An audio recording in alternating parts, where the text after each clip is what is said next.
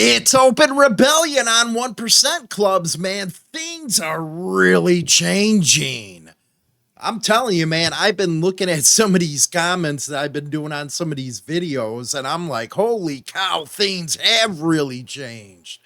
It is getting unbelievable out there, and I think that the tide is really turning against traditional 1% clubs. And I say traditional because there isn't anything traditional about going on what we see now within the club scene. Uh, Take this, and this is usually the feelings that I'm getting when I read somebody's comments. And you know what? You can go on any influencer's freaking videos and see these type of comments, and you have to ask yourself, is this the way most people are thinking now when it comes to MCs? Now, there was a comment in here, a bunch of emojis, man, a bunch of emojis, which, I'm too old. I don't get any of that stupid stuff. But anyway, loyalty and integrity, things have definitely changed. The old school clubs lost that. Now, let's stop there for a second. Do we agree with that statement that he just put? It's from Jason. Things have definitely changed. The old school clubs lost that. Well, have they? Have they lost their loyalty and integrity? Because news story after news story, we see people turn on their so-called brothers when they get into a situation. What happened to loyal and integrity right there? We also see a lot of this where you have people that are just thrown out on bad for pissing in the wind wrong. And then you wonder why you have all kinds of people, ex-members, coming on shows, doing interviews.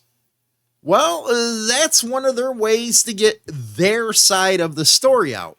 Now, do I agree with it? No, I won't do that here on the show because I believe in both sides. One gives their side, the other gives theirs, but the clubs won't. Anyway, he goes on to say, it's definitely time for restructuring for certain clubs. What he means by that, I don't know, but if you take it at face value, I do think, and you hear it all the time, that clubs do have to get back to brotherhood, have to get back to respect and integrity. Like he says, it's not a business, it's a lifestyle. Brotherhood, loyalty, and respect, integrity. I agree with that 1,000%, and that's the way it used to be. Now, I haven't been in the club scene for a couple years, but I can tell you that hit home right there. And this is what a lot of the general, riders, if you will, think about this. Making a difference in the community instead of selling drugs, hurting people. Now, I've always said, come on, man, and you got to be honest and you got to be real. Entire clubs ain't doing that. It's based on, and that's funny about reputations. Yeah, a lot of clubs have some bad reputations, but it was only done through a minute portion of that club.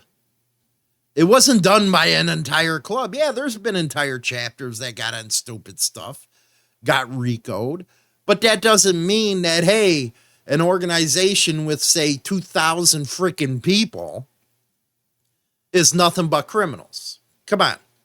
That's where you start losing me right there. Instead of selling drugs, hurting people. Now, the hurting people I can see because you can't pull up to a gas station and not have problems if you're in a club. You're always looking over your back. If this is supposed to be about brotherhood, rioting, then, like others say, why do you got to look over your back? Well, then you get into gang territory, and that's what a lot of, especially the younger ones, they can't stand it. They don't want no part of that. It's just straight up facts. They don't want to have to go out there and pay for one, like it's a second job, and two, always have to look over their backs. And you've been seeing a seismic shift when it comes to clubs and how recruiting's done, the way people think that prospect and hang around should be done. I was always asked, when is too old to be a part of a diamond club? I always said, once you get in your mid 40s, your 50s, what kind of things do you have that you could share with a 25-year-old? Well, a lot of people, well, you can teach them. Well, teach them what? How to be a man? That's the way I usually look at that. I look at things in black and white. It either you got it or you don't. That's why I never understand with these protocol channels, because 99% of the time it's made up bullshit. That's what it is. It's just a creator out there throwing out a bunch of bullshit that has nothing to do with anything. You see on Facebook guys writing stories on how to do this and how to do that. Grow the hell up. Be a man. It's not rocket science, this crap with clubs. Okay? But I do see a lot of open rebellion against the traditional MCs. And you know what? You have to say, a lot of you guys brought it upon yourselves. Guys would rather, and women now, I guess, because women, their MCs are like popping up all over the place. Anyway, they want something that is true to the brotherhood and rioting. They don't want all the crap, and they sure the hell ain't backing down from rules, man. Especially rules that are made up by a bunch of creators, influencers, podcasters, whatever you call it. They're not dealing with it. They don't want to deal with it. They look at it from the aspect that, hey, I pay for my bike. You ain't going to tell me what to do. This is the United States of America. And I got, they go in the constitutional rights stuff, all that stuff. So they just ain't going to play by the rules. And that's why you're seeing a lot of these clubs hurting for people. And you got to ask yourself, well, are they the ones that drove everybody away with their stupidness? The way things have changed? The way they've acted? Or is it because people are getting a lot more information that they used to never get before the internet? The internet was the big defining moment for everything. When you can start clubs worldwide within the matter of a month or two, yes, things have changed.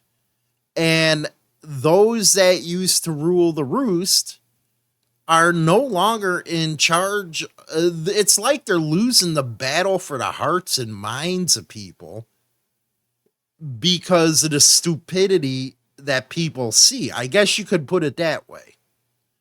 But you do see a lot of different clubs, even 1%er clubs, that are now organizing through the internet, growing their base, and trying to really bring it back to where it's supposed to be.